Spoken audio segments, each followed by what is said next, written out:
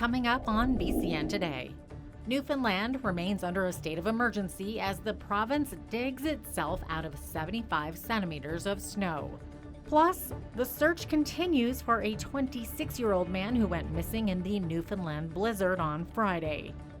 And Ottawa to financially help the Canadian families impacted by the downing of the Ukrainian passenger plane. Your Canada. Your Southern Alberta. Your stories.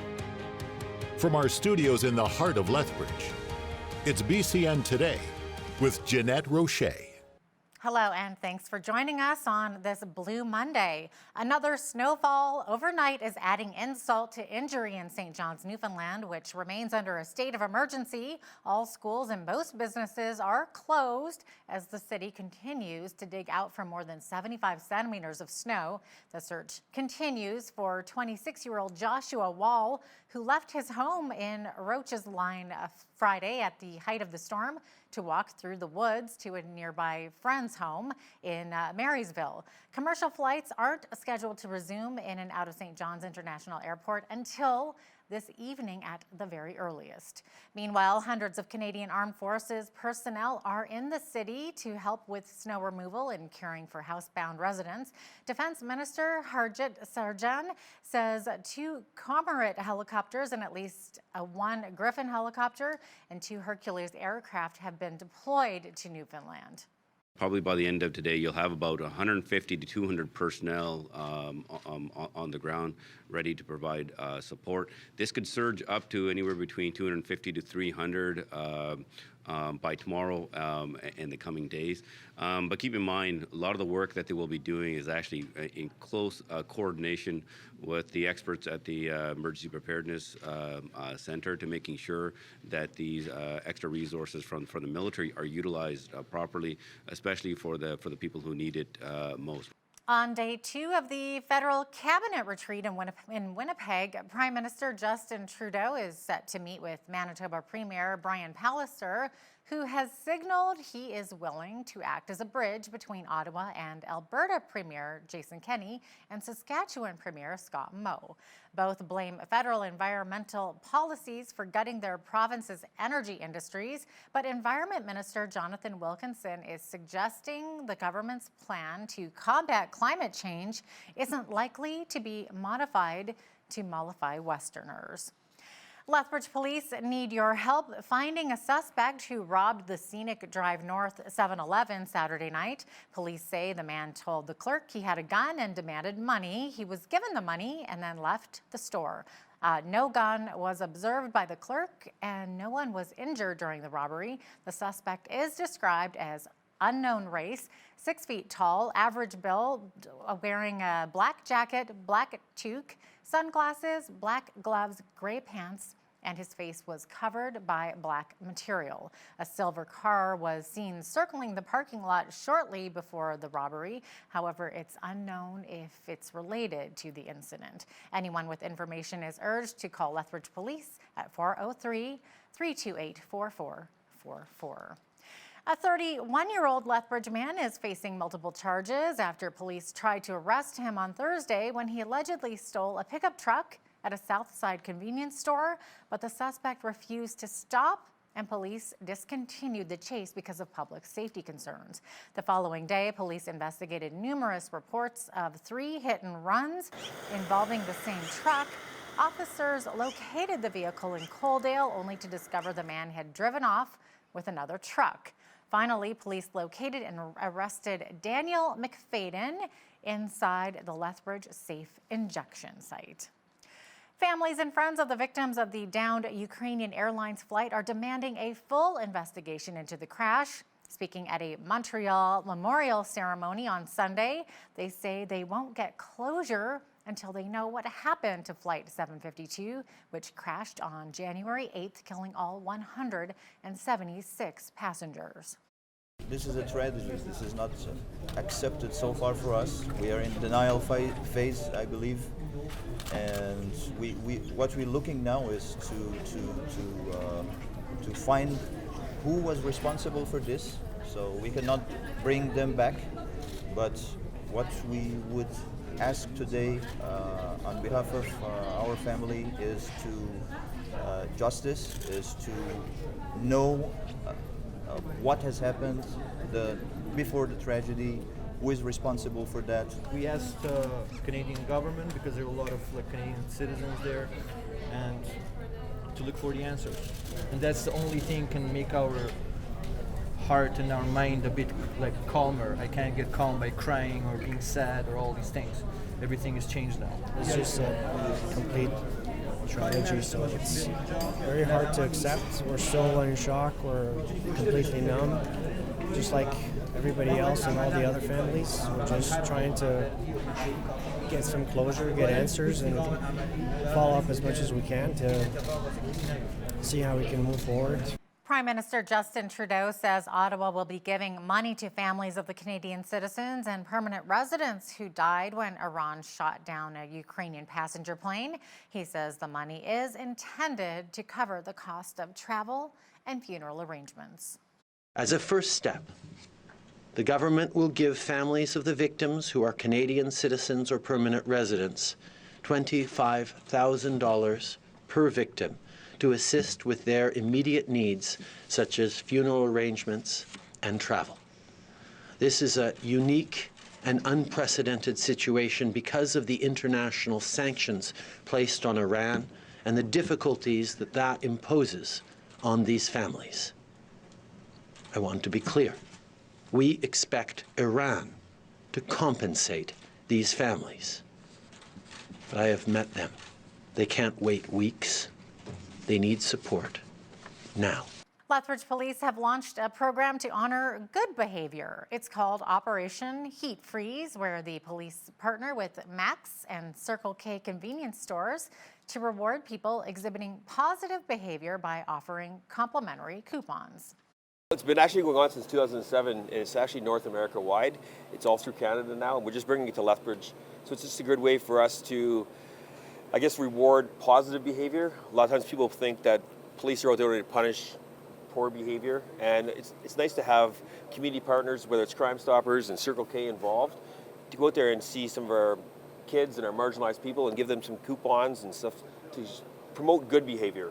I will take the coupons from Sherry here at Circle K. I will take them back to the station. I'll distribute them through the ranks. Everyone will have a quantity of coupons on them, and when they see someone doing good behavior and they have time to do that, they're going to be able to reward that, and then they get them cashed in at the Circle K's.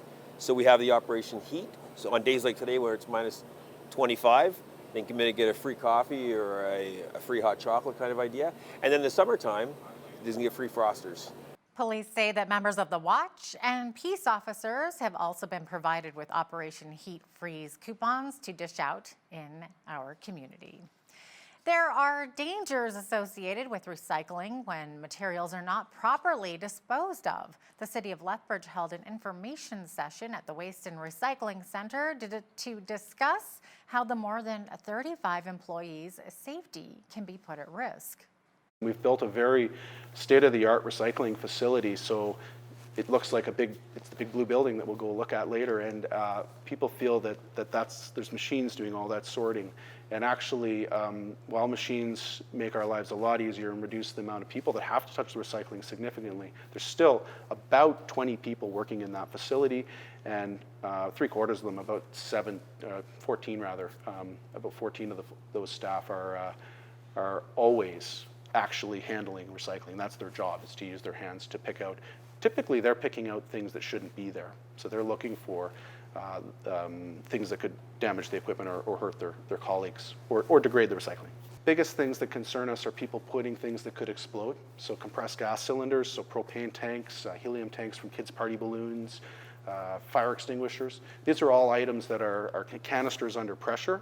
And if they're hit by either the equipment or the MRF or at the landfill, they can propel or explode. If you're unsure of what you can recycle or how to properly recycle, city officials say to call 311 or to check out their website. Stars Air Ambulance has launched its biggest fundraiser of the year with the Stars Home Lottery. There are over 2,500 prizes to be won, including vacations, cash, and 3 homes. The houses are located in Calgary, Edmonton, and here in Lethbridge. The Lethbridge home, called the Kelly Lynn, is built by Van Arbor Homes and has a retail value of around $920,000. It's located at 104 Canyon Ridge Boulevard West. The bungalow is just over 3,000 square feet with a large kitchen and lots of nice accessories. It looks beautiful. Finance Minister Bill Morneau and Adam Legge, president of the Business Council of Alberta, said there was much to agree on in a pre-budget consultation in Calgary. Legge says, however, that economic fear has boosted separatist sentiment in Alberta and will continue until residents begin seeing the benefits of pipeline expansions. Morneau was the 3rd senior Liberal politician to visit Calgary in a week after the party was shut out in last fall's federal election. Today's discussion was one in which I heard about the importance of the Calgary and Alberta economy. We had a discussion, obviously, about the current fiscal situation. My goal of making sure that we continue to invest, but we do it in a fiscally responsible way, recognizing that we always need to be available as the federal government to deal with economic challenges, and that is a frame that I spoke about with the business people today, and one that they understood. I think there's been a very loud and clear message from the Prime Minister that while the government lost representation in Alberta, they do want to understand the true nature of what's going on here from a sentiment standpoint, a fear standpoint. While we are fiercely federalist, we don't believe in the separation rhetoric. We do understand and believe that there are fears and concerns of Albertans in terms of what is driving that sentiment. The federal Conservatives will be choosing their new leader on June 27th. Our parliamentary reporter, Ray Feline, says there are 3 who are serious contenders so far, including one man originally from Calgary, Ottawa MP Pierre Poilievre, who is kind of known as a pit bull in Ottawa. He's a professional politician. He was first elected back in 2004 when he was 24, 25 years of age. A lot of experience. He's going to be, I think, if Charest runs, McKay, we already know, the former minister, is running. I think Pierre Poilievre, those 3 will be the top 3 contenders, that's for sure, in my view. Well, warmer temperatures are finally here, and it looks like they're going to be sticking around for a while, too. Full weather details are coming up right after the break. Stay with us.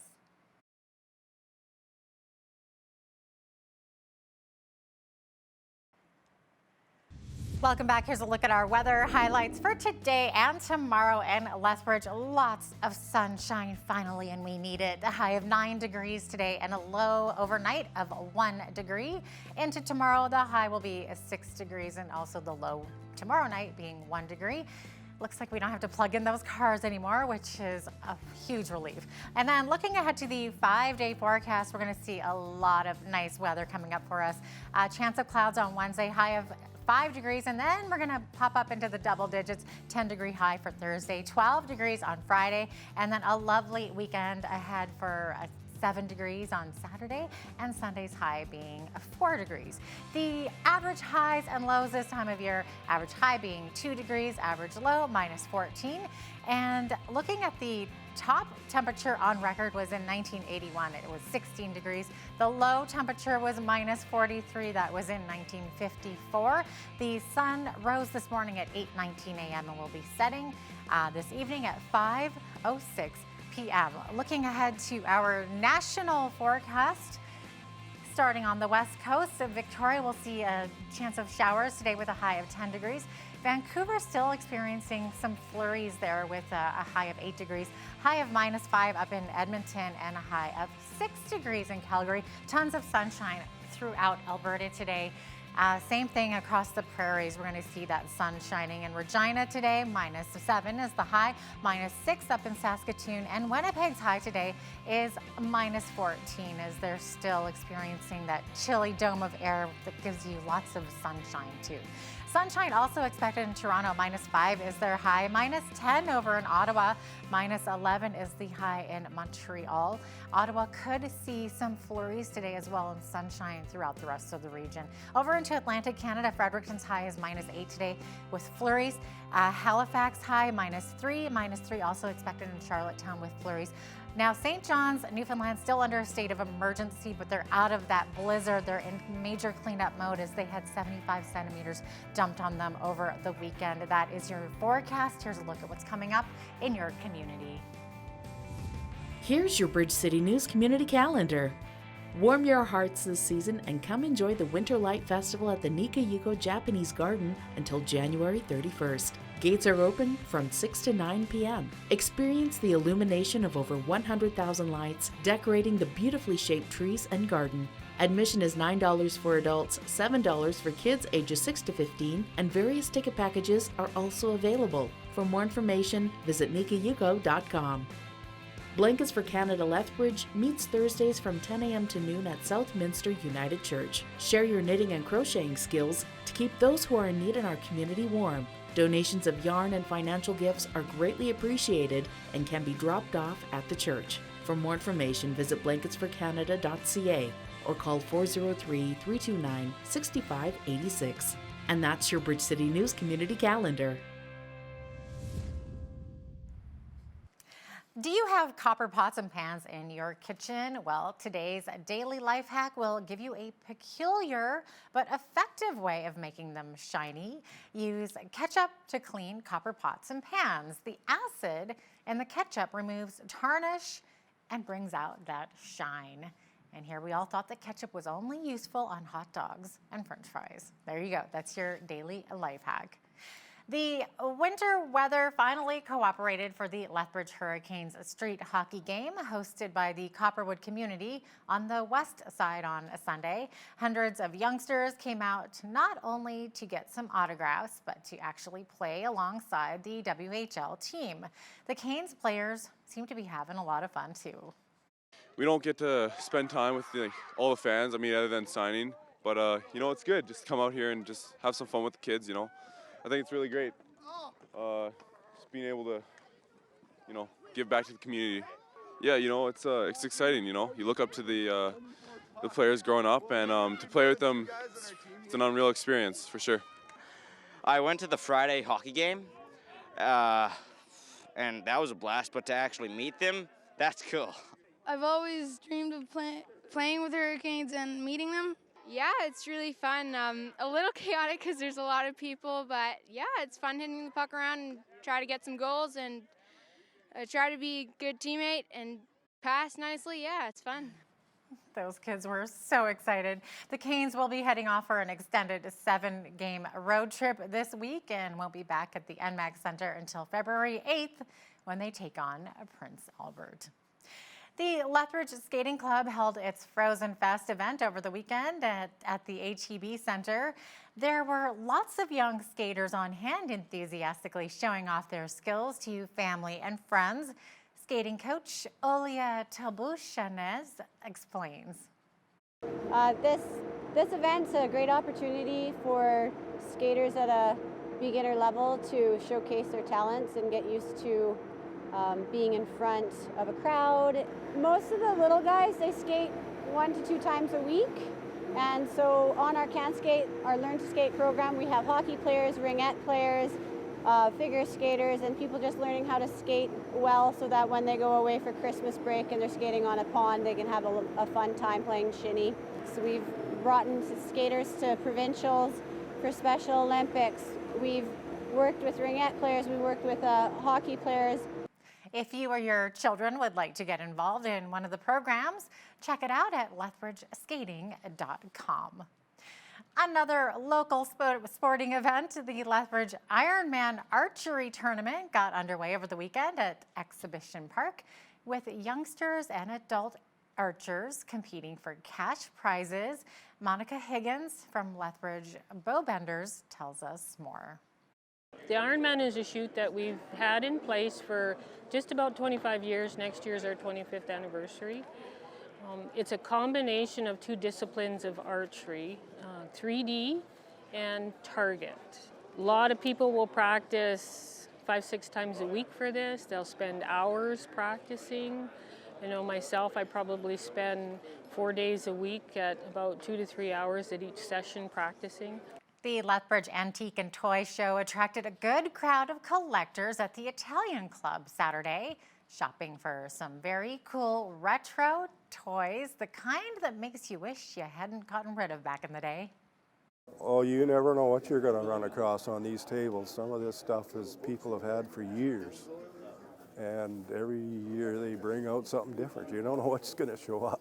We have vendors from as far east as southeastern Saskatchewan, and he's brought a lot of new farm toys in the box, brand new stuff.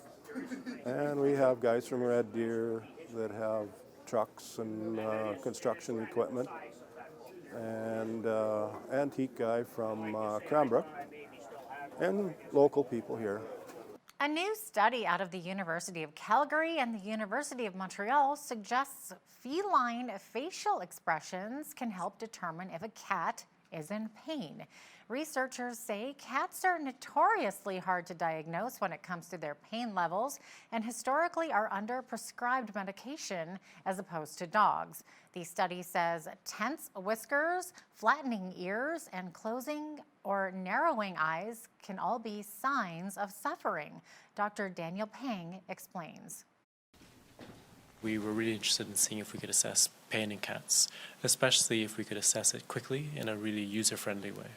Well, we found a way that seems to work pretty well, where we're looking at their facial features. So we're looking at their ears, their eyes, their whiskers, their muzzle, and the position of their head. So we're kind of combining those 5 things together, and in combination, it gives us a pretty good idea if cats are painful or not. With the ears specifically as an example, we're looking to see if their ears are going from a nice forward position when a cat is comfortable and happy. As they become more painful, the ears start to rotate backwards towards their tail, and they start to flatten off as well. Or with their eyes, for example, instead of having nice open rounded eyes, they start to squint, and eventually their eyes will close altogether. As veterinarians, we find it hard to identify pain in cats, and because of that, it's hard to make a decision or make the right decision sometimes as to when we should be giving pain relief, and tied to that, whether the pain relief we've given is actually working or not. Following major floods in northern England, churches are working alongside local authorities to help those in some of the worst affected areas. Global News Alliance reporter Peter Wooding went to see how teams from Legacy Church in Doncaster have been responding to the crisis with compassion. As extreme floods have wreaked havoc across the north of England, churches are at the forefront of providing practical and spiritual support to the many families whose lives have been devastated by this disaster. Campus pastor at Legacy Church in Doncaster, Matt Boyle, explains how they were quick to mobilise vital help in some of the worst hit areas. We went and visited some residents. We just went to see what the need is. We sent a team up to do some clear up in one of the caravan sites. Every single one of those caravans has been completely turned upside down. So we've got 2 teams out at the moment in 2 of the worst affected areas, and what they're doing is joining in the efforts with the local community that are there as well. And one of the amazing things is just to see the church come together with the community, and so that people are seeing the church in the most awful of circumstances for them, just shining a light. Boyle says with the temperatures plummeting and Christmas approaching, they're distributing packs of supplies to help families get through the harsh winter months ahead. We're also working with local organisations for a Christmas present appeal. Many families we've spoken to, presents have been completely gone. It's not been covered by house insurance. We've also got a couple of 100 people coming in to wrap hampers, gifts, cleaning hampers, and just do some practical things that we can do immediately. And these volunteers at Legacy Church explain what motivates them to give up their time to lend their support. Doncaster's in a needy time right now, and as a church we just want to help our community. I'm passionate about people, so yeah, I just really want to just help in the best way that I can. For me, it's because you can see the devastation on TV, and that's one thing, kind of having the emotion and hoping the people are all right. But for us, it's right on our doorstep, and so we can actually do something about it. So we just wanted to get our heads and our money together and just see how much support we can actually give to the people that are close to us. Well, back in 2007, my community got flooded as well. So I remember what that was like, and I want to be part of helping those who have been flooded recently. This caravan park resident, Stuart, says the help they've received from the church has been a real lifeline at this difficult time. Churches have been absolutely fantastic, been down with hot foods and drinks and cleaning supplies to help clean up. So brilliant. Meanwhile, CBN Europe's aid and relief organisation Operation Blessing is working to fundraise and support the work of Legacy Church Doncaster as they demonstrate the love of Jesus to many more residents like Stuart. Legacy Church's senior leader is Del Jones.